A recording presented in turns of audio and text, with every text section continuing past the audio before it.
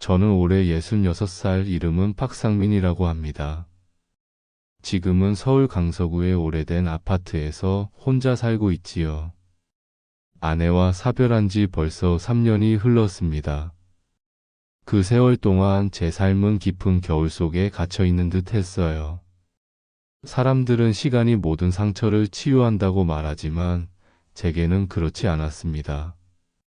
아내가 세상을 떠난 그날 이후 하루하루는 마치 시간이 멈춘 것처럼 느리게 흘러갔습니다.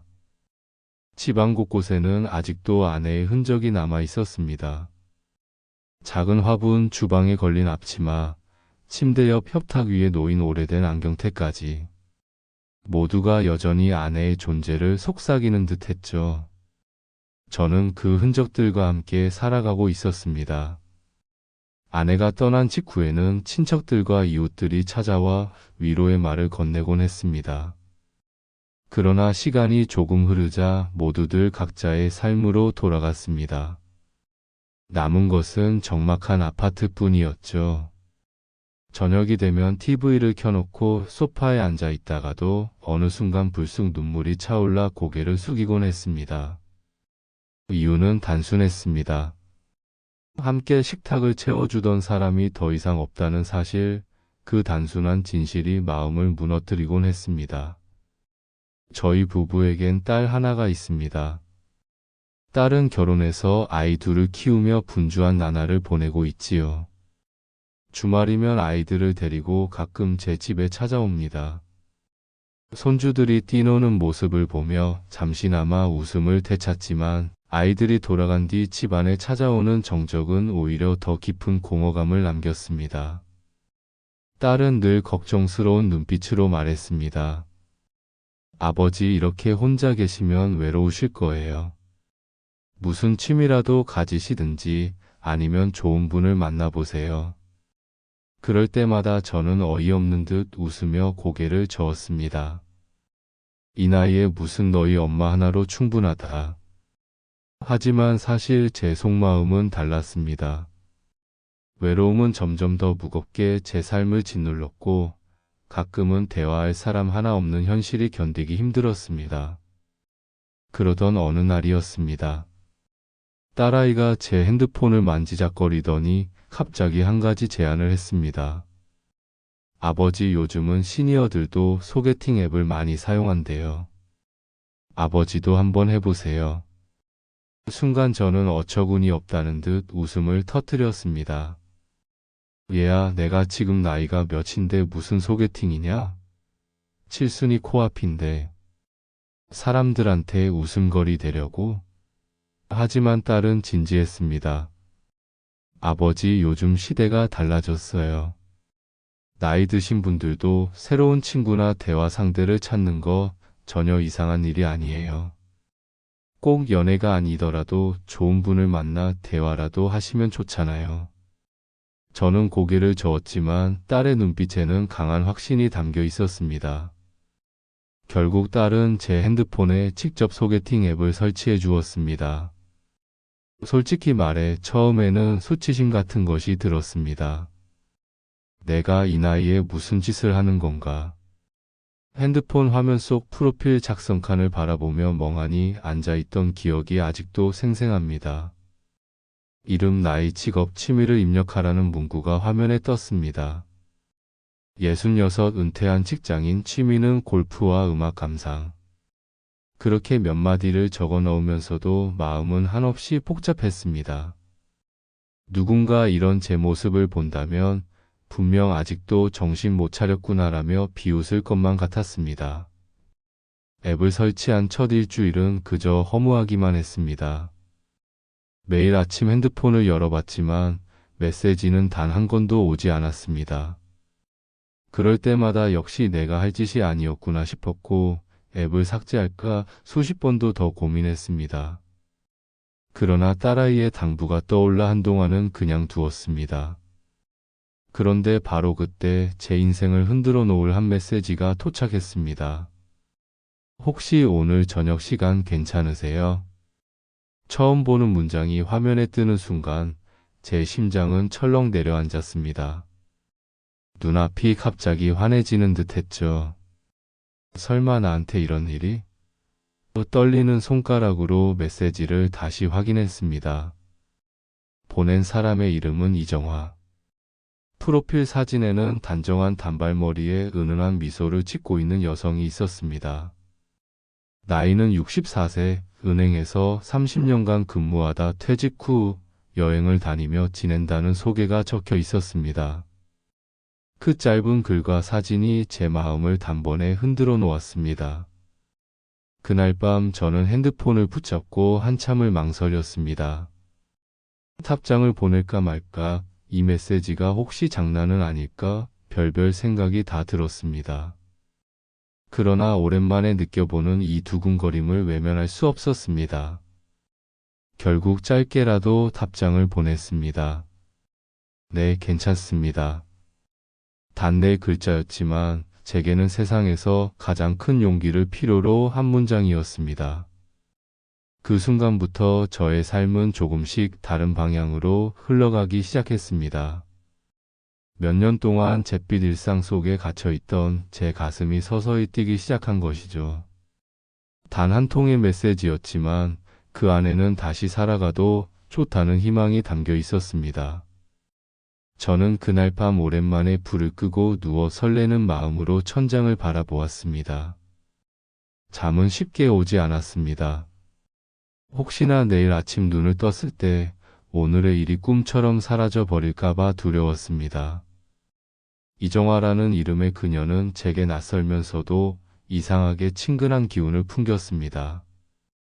은행에서 30년을 근무했다는 자기소개만으로도 성실하고 단단한 삶을 살아온 사람이라는 인상이 전해졌습니다.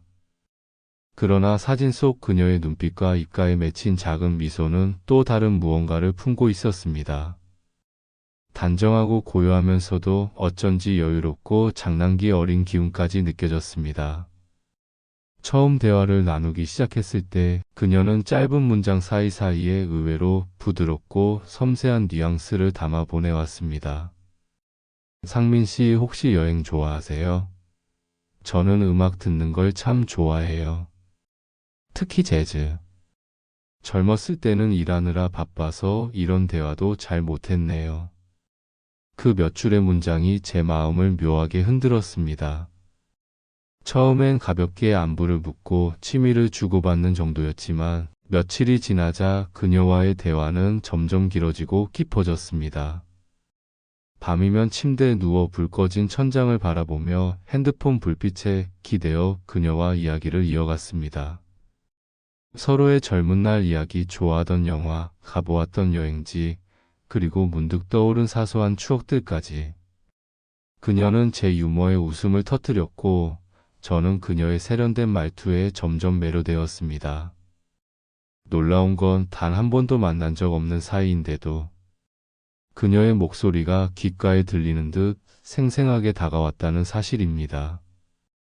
그러던 어느 날 저녁 그녀가 뜻밖의 제안을 했습니다. 상민 씨, 다음 주에 제주도로 여행 가는데 혹시 같이 가실래요? 바다도 보고 좋은 것 먹고 그냥 여행 친구로 생각하시면 돼요. 순간 심장이 덜컥 내려앉았습니다. 여행이라는 단어가 가진 낯선 기운이 제 마음을 크게 흔들었습니다. 아내와 사별한 이후 다른 여성과 단둘이 여행을 간다는 건 상상조차 하지 못했던 일이었으니까요. 거절해야 한다는 생각이 머리를 스쳤지만 가슴 한구석에서는 오랜만에 불붙은 설렘이 저를 잡아끌고 있었습니다. 결국 저는 짧게 답장을 보냈습니다. 좋습니다. 함께 가면 즐거울 것 같네요. 그날 밤 저는 오랫동안 잠을 이루지 못했습니다. 그녀와의 여행이 단순한 우정일지 아니면 다른 무언가가 될지 알 수 없었지만 마음은 이미 설레고 있었습니다. 내가 이 나이에 이런 감정을 다시 느낄 줄이야. 침대 위에서 몸을 뒤척이며 한참 동안 창밖의 달빛을 바라봤습니다. 그리고 마침내 여행의 날이 다가왔습니다. 김포공항에 도착한 순간 저는 괜히 긴장해 가슴이 두근거렸습니다. 약속 장소에 서 있던 그녀는 프로필 사진보다 훨씬 아름다웠습니다. 캐주얼한 니트 원피스를 입고 있었는데 소박하면서도 세련된 기운이 풍겼습니다. 가볍게 묶은 머리에서 은은한 향수가 스쳐왔고 그 향은 제 마음을 덮는 낯선 따스함이었습니다. 상민 씨 오셨군요. 그녀가 환하게 웃으며 손을 흔들었을 때 제 가슴은 불현듯 젊은 시절로 돌아간 듯 뛰기 시작했습니다. 잠시 멈칫하다가 저도 미소를 지으며 인사를 건넸습니다. 그 순간 공항의 소란스러운 분위기 속에서도 오직 그녀만이 또렷하게 눈에 들어왔습니다. 비행기에 함께 올라 창가에 나란히 앉았을 때 어색함은 금세 사라졌습니다. 그녀는 하늘을 보며 감탄사를 내뱉었고 저는 괜히 그녀의 손동작과 옆모습을 힐끗거리며 지켜봤습니다. 바람결에 흩날리는 머리카락 끝이 제 어깨에 살짝 스칠 때마다 묘한 떨림이 전해졌습니다. 제주에 도착한 후 첫 저녁은 시내의 평범한 해물식당에서 함께 했습니다. 그녀는 소주 한 병을 시켜 두 잔을 가득 따라 주었습니다. 여행은 역시 건배로 시작해야죠. 좋은 인연을 위하여. 잔이 부딪히는 소리와 함께 제 안에서 얼어붙어 있던 무언가가 녹아내리기 시작했습니다.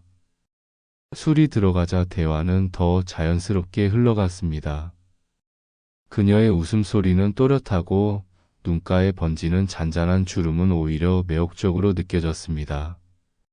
한 병, 두 병, 그리고 세 병째 소주가 비워질 무렵 그녀의 볼은 발그레하게 물들어 있었습니다. 제 눈에도 그녀가 한층 가까워진 듯 보였습니다. 가벼운 농담 하나에도 손을 살짝 제 팔에 얹으며 웃었고 그 따스한 손길이 전해질 때마다 제 몸은 미묘하게 떨렸습니다. 오랜만에 느껴보는 이 감각은 분명 낯설었지만 동시에 오래 잊고 지냈던 제 본능을 깨어내고 있었습니다. 저녁을 마친 후 그녀가 불쑥 말했습니다. 상민 씨 같은 호텔에 묵으신다면서요? 제 방에서 차 한 잔 더 하실래요? 아직 얘기하고 싶은 게 많아요. 순간 가슴이 철렁 내려앉았습니다. 아내와 함께한 시간 이외에는 단 한 번도 다른 여성의 방에 들어가 본 적이 없는 제게 이 말은 마치 금기를 깨뜨리는 제안처럼 느껴졌습니다. 동시에 오랜 세월 잊고 살았던 어떤 열망이 고개를 들었습니다. 좋습니다. 차 대신 소주 한 병 더 사서 같이 마시죠. 저도 모르게 그렇게 대답했습니다. 호텔방 안으로 들어서는 순간 공기부터 달라졌습니다. 그녀가 창문을 열어 바닷바람을 들이자 커튼이 살짝 흩날렸고 방 안에는 술기운과 은은한 향수 냄새가 섞여 묘한 분위기를 만들어냈습니다. 테이블 위에 소주와 잔이 놓였고 두 사람만의 공간이 형성되었습니다. 그녀는 웃으며 제 옆에 앉았습니다. 너무 가까운 거리 어깨가 스칠 듯한 간격. 잔을 기울이며 그녀의 눈빛이 제 눈을 곧장 마주쳤습니다. 순간 세상이 고요해지고 오직 심장의 박동만 크게 들려왔습니다. 그녀의 손가락이 제 손등에 살짝 닿았을 때 전율 같은 떨림이 온몸을 스쳐갔습니다. 그 터치는 오래된 기억 속 감각을 일깨우는 듯했고 제 호흡은 점점 가빠졌습니다. 그날 밤 방 안에는 말로 표현하기 힘든 긴장과 열기가 가득했습니다. 그날 밤 호텔방의 문이 닫히는 순간 세상은 전혀 다른 공간으로 바뀌었습니다. 두어 시간 전까지만 해도 소란스러운 식당에서 웃으며 술잔을 기울이던 우리였지만 지금 이 작은 방 안은 마치 밀폐된 또 다른 세계처럼 느껴졌습니다. 바깥의 파도 소리와 창가로 스며드는 바람은 들려왔지만 제 귀에는 오직 심장의 박동 소리만 쿵쿵거렸습니다. 테이블 위에는 아직 손도 대지 않은 소주병이 있었고 그녀는 잔을 꺼내며 미소를 지었습니다. 오늘 하루 참 즐거웠어요. 이렇게 웃어본 게 얼마 만인지 모르겠네요. 그녀의 말은 가볍게 들려왔지만 그 말끝이 어쩐지 제 마음을 두드렸습니다. 긴 세월 동안 웃음을 잃고 살았던 제 모습이 떠올랐기 때문이었습니다. 저는 괜히 기침을 하며 잔을 채웠습니다. 그러나 그녀는 잠보다 제 얼굴을 똑바로 바라보고 있었습니다. 그 시선이 너무 뜨거워서 잔을 들고 있던 제 손끝이 미세하게 떨리기 시작했습니다. 잠시 후 그녀는 아무렇지도 않게 제 옆으로 몸을 바짝 붙였습니다. 어깨와 팔이 닿았을 때 전기가 튀는 듯한 긴장이 제 척추를 타고 흘러내렸습니다. 그리고 아주 짧은 순간 우리는 아무 말 없이 서로를 바라보았습니다. 방 안의 공기가 점점 더 무거워지고 침묵은 오히려 모든 것을 말해주는 듯 했습니다. 마침내 그녀가 먼저 다가와 제 손등 위에 손을 올렸습니다. 부드럽고 따뜻한 온기. 그것만으로도 제 안에서 무언가가 무너져 내렸습니다. 그녀의 얼굴이 천천히 가까워졌고 저는 본능적으로 눈을 감았습니다. 짧고 조심스러운 입맞춤이 스쳤습니다. 순간 잊고 살았던 감각이 되살아나는 듯 했습니다. 가슴 깊숙이 오래된 기억이 파도처럼 밀려왔습니다. 젊은 날 아내와 처음 입맞춤을 나누던 순간, 그리고 수많은 세월 동안 함께했던 따뜻한 밤들. 그러나 동시에 낯선 긴장과 두려움이 밀려들었습니다. 몸은 분명히 반응해야 했습니다. 하지만 그 순간 믿을 수 없는 일이 벌어졌습니다. 머리와 가슴은 그녀를 원했는데 제 몸은 아무런 반응을 보이지 않았습니다. 손끝은 떨렸고 호흡은 거칠어졌지만 정작 가장 중요한 곳은 조용했습니다. 당황스러움이 피처럼 몰려왔습니다. 왜 이러지? 왜 지금? 수많은 의문이 순식간에 몰려들었습니다. 지난 몇 년간 여성과 이런 가까운 순간을 가져본 적이 없었던 탓일까? 아니면 술 때문일까? 머릿속은 뒤엉켰고 얼굴은 순식간에 화끈 달아올랐습니다. 그녀도 제 이상한 반응을 느낀 듯 잠시 멈춰 저를 바라보았습니다. 당황스러움이 짙게 묻어났을 텐데 그녀는 오히려 차분한 목소리로 말했습니다. 괜찮아요, 상민 씨. 오랜만이시잖아요. 그냥 우리 얘기만 더 해도 좋아요. 그녀의 배려 섞인 말은 따뜻했지만 오히려 제 자존심을 더욱 아프게 찔렀습니다. 속으로는 괜찮지 않다. 전혀 괜찮지 않다는 말이 울려 퍼졌습니다. 남자로서의 자존감이 무너지는 소리가 귓가에 맴도는 듯 했습니다. 저는 억지로 웃음을 지으며 고개를 끄덕였지만 그 웃음은 금방 일그러졌습니다. 다시 대화를 이어갔지만 목소리에는 힘이 실리지 않았습니다. 그녀는 제 기분을 달래려는 듯 소소한 이야기를 했지만 저는 제대로 귀에 들어오지도 않았습니다. 머릿속은 온통 나는 이제 끝난 건가라는 생각뿐이었습니다. 밤은 그렇게 어색한 공기 속에서 흘러갔습니다. 그녀는 이불을 덮고 제게 편히 쉬라며 등을 돌렸고 저는 침대 가장자리에 앉아 깊은 한숨을 내쉬었습니다. 새벽 내내 잠을 이루지 못한 채 천장만 바라보았습니다. 마음 한쪽에서는 그녀가 실망했겠지. 이제 다시 연락하지 않겠구나라는 불안이 끊임없이 몰려왔습니다. 해가 떠오르자마자 저는 황급히 제 방으로 돌아왔습니다. 서로 얼굴을 마주하기조차 힘들었기 때문입니다. 문을 닫는 순간 가슴은 무겁게 내려앉았고 손은 차갑게 식어 있었습니다. 오랫동안 혼잣말처럼 중얼거렸습니다. 끝났구나. 이제 진짜 끝난 거야. 그날 이후 저는 그녀의 메시지에 답하지 않았습니다. 휴대폰의 알림이 울릴 때마다 심장이 덜컥 내려앉았지만 끝내 손가락은 화면을 열지 못했습니다. 며칠 지나자 그녀의 메시지는 사라졌고 제 소개팅 앱도 곧 삭제 버튼을 눌렀습니다. 혼자가 된 방 안에서 그날 밤의 장면이 수없이 떠올랐습니다. 부드러운 그녀의 손길, 따뜻한 눈빛, 그러나 반응하지 못한 제 몸. 그 모든 것이 뒤섞여 괴로운 악몽처럼 반복되었습니다. 침대에 누울 때마다 몸은 얼어붙었고 제 가슴은 더 깊은 우울 속으로 가라앉았습니다. 저는 처음으로 남자로서의 기능을 잃어버린 것 같은 두려움에 휩싸였습니다. 이제 나는 끝난 걸까? 남은 생은 오직 공허함과 침묵 속에서 흘러가는 걸까? 스스로를 향한 수치심은 날카로운 칼처럼 마음을 찔렀습니다. 사람들에게는 아무렇지 않은 듯 웃었지만 집에 돌아오면 모든 가면이 벗겨졌습니다. 결국 저는 혼잣말처럼 이런 말을 되뇌곤 했습니다. 나는 이제 무너져버린 사람이야. 며칠 동안 저는 마치 투명한 벽 속에 갇힌 듯 살아갔습니다. 아침에 눈을 떠도 기운이 나지 않았고 거울을 볼 때마다 낯선 얼굴이 저를 노려보는 것 같았습니다. 퇴직 후 오랜 세월 동안 집에 혼자 지내며 척척함을 견뎠지만 이번에는 달랐습니다. 그날 밤 호텔에서의 실패는 단순히 한 번의 당혹스러운 사건이 아니었습니다. 그것은 마치 제 존재를 송두리째 흔들어 놓은 듯 했습니다. 며칠 후 딸 가족과 함께 저녁 식사를 하게 되었습니다. 평소 같으면 손주들과 놀며 활기를 찾곤 했지만 그날만큼은 웃음조차 나오지 않았습니다. 딸은 제 눈빛을 보고 금세 눈치를 챘습니다. 아버지, 요즘 얼굴이 많이 피곤해 보이세요.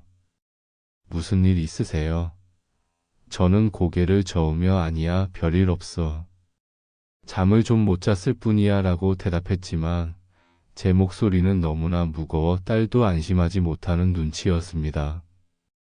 식사가 끝난 뒤 딸은 아이들을 챙겨 먼저 자리에서 일어났습니다. 식탁 위에는 술잔과 안주가 남았고 사위가 잔을 채우며 조심스럽게 말을 꺼냈습니다. 장인어른, 요즘 골프장에서 못 배웠네요. 무슨 일 있으세요? 건강은 괜찮으신 거죠?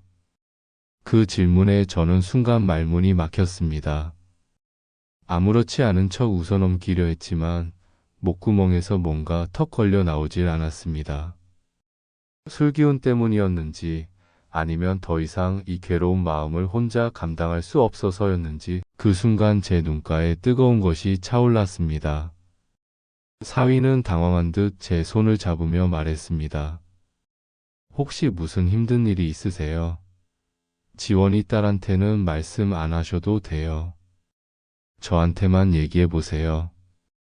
그 말은 뜻밖의 위로였습니다. 저는 잠시 머뭇거리다가 결국 모든 걸 털어놓기 시작했습니다.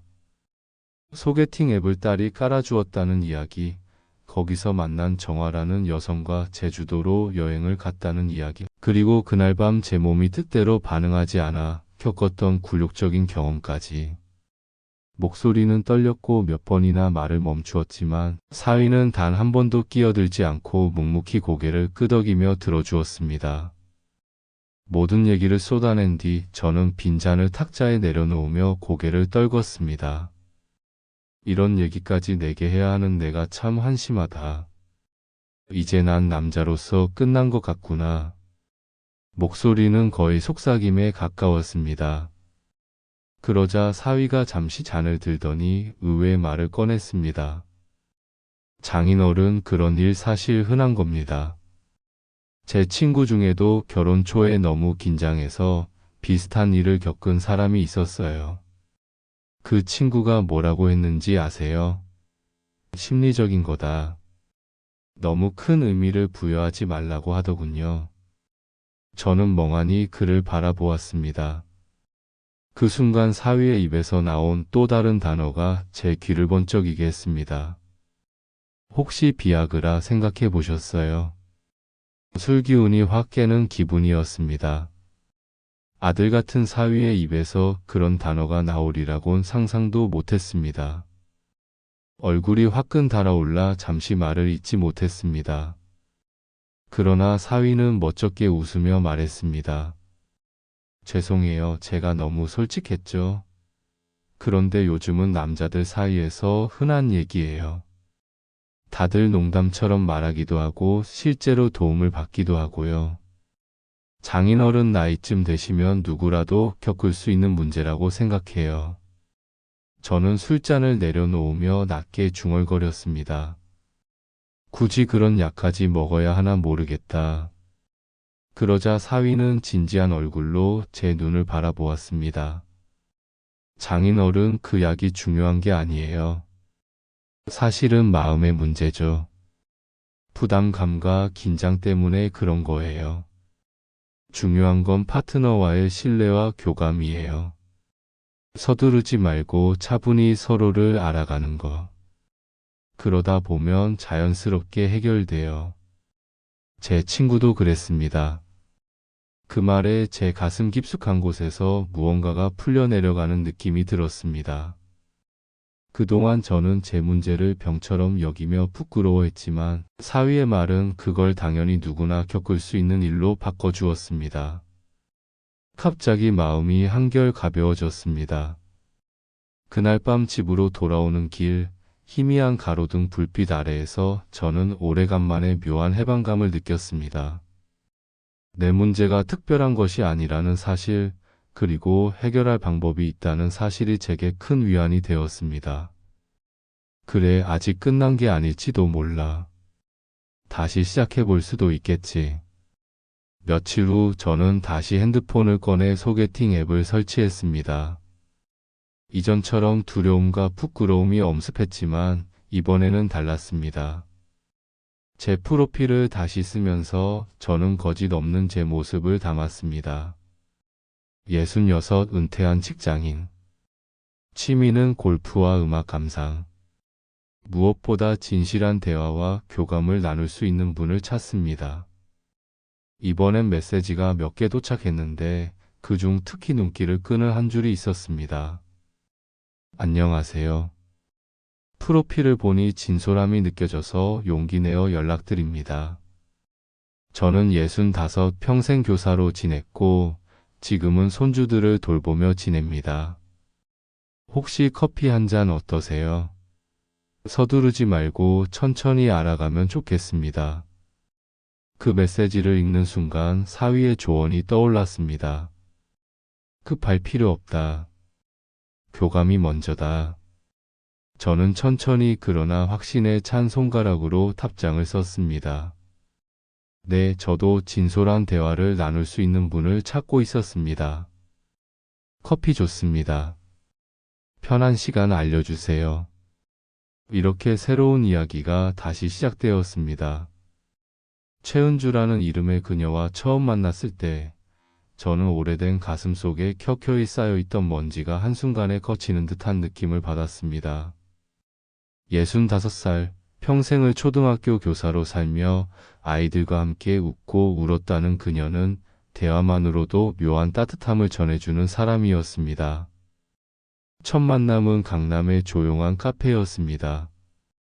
그녀는 단정한 베이지빛 블라우스에 작은 진주 귀걸이를 하고 있었는데 단순한 옷차림 속에서도 은근한 기품이 느껴졌습니다. 그 미소는 낯선 설렘과 오랜만의 안도감을 동시에 주었습니다. 처음엔 서로 어색하게 웃으며 날씨와 일상 이야기를 주고받았습니다. 하지만 시간이 흐르자 대화는 놀라울 만큼 자연스럽게 이어졌습니다. 그녀는 교직 생활 중 겪었던 소소한 에피소드를 이야기하며 웃음을 터뜨렸고, 저는 제 퇴직 후 공허했던 일상을 솔직하게 털어놓았습니다. 그녀는 경청할 줄 아는 사람이었습니다. 상대의 말을 자르지 않고 끝까지 듣고 고개를 끄덕이며 눈빛으로 공감해주는 태도는 오랜만에 제가 존중받고 있다는 느낌을 주었습니다. 그날 이후 우리는 일주일에 한두 번씩 만났습니다. 때로는 미술관을 함께 거닐었고, 때로는 한강 둔치를 산책하며 바람을 맞았습니다. 가끔은 그녀가 추천한 작은 식당에서 식사를 하기도 했습니다.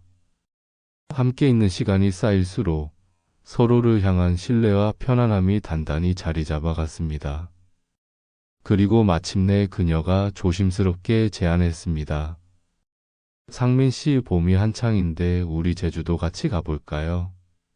봄 제주도는 정말 아름답거든요.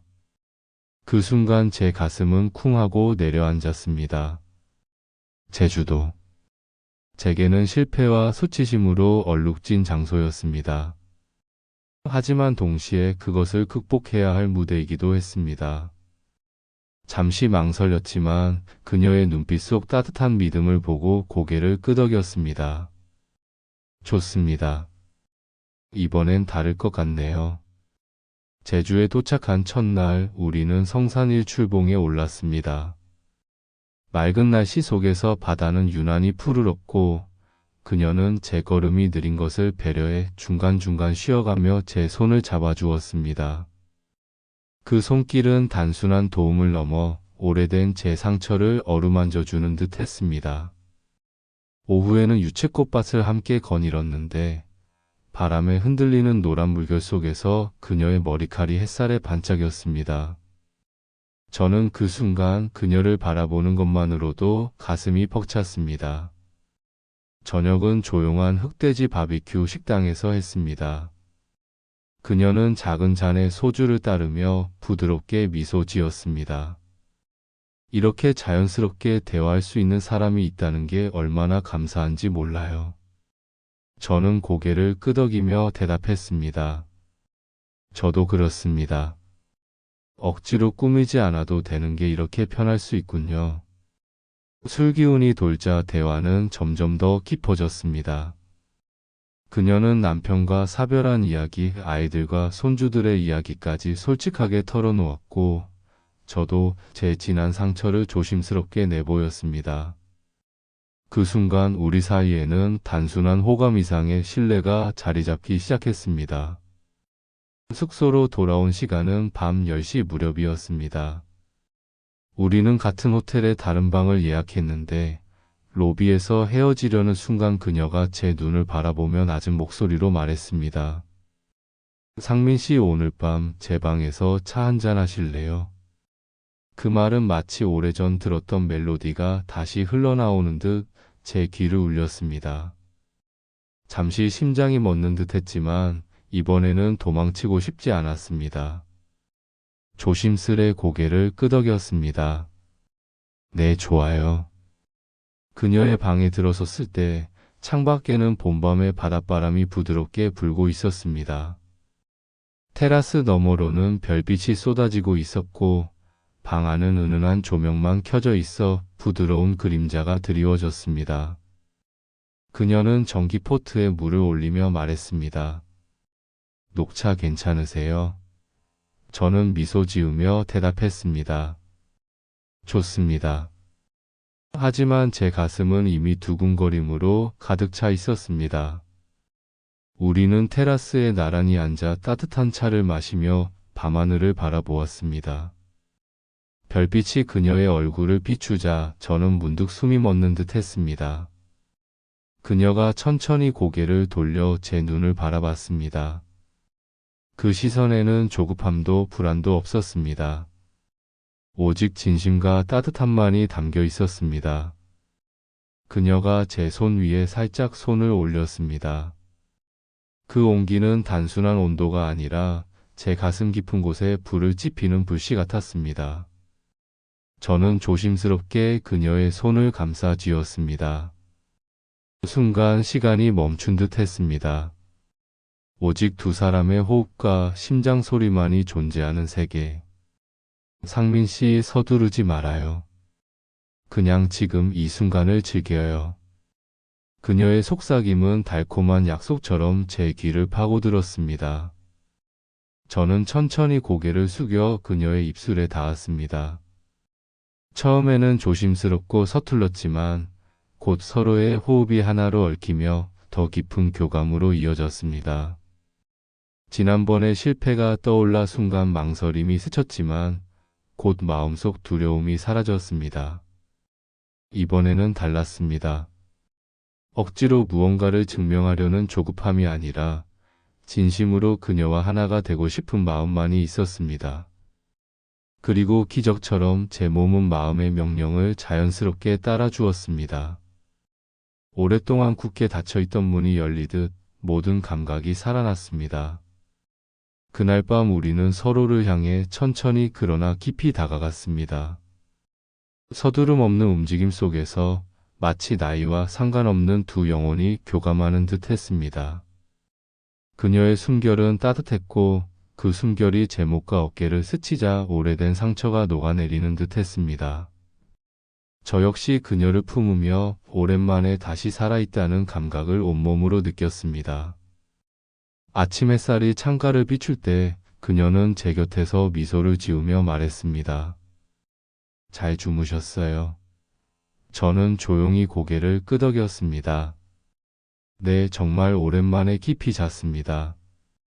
그 말은 단순한 대답이 아니라 다시 살아난 제 삶의 고백이기도 했습니다.